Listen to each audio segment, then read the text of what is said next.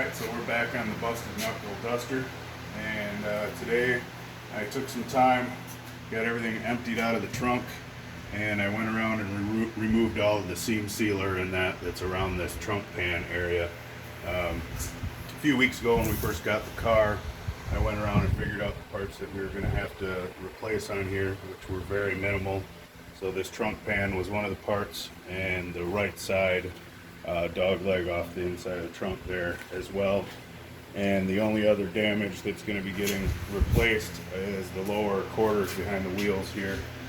We're assuming there was a leaky trunk gasket and it filled up with water and dirt back there, because other than that there's no rust really to be mentioned on the rest of the car. So these are the panels we're going to be using.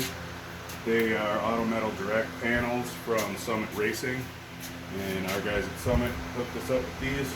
So next week here we're going to do a couple quick videos getting these installed, getting these patched up and primered, and the back end of this thing ready to go.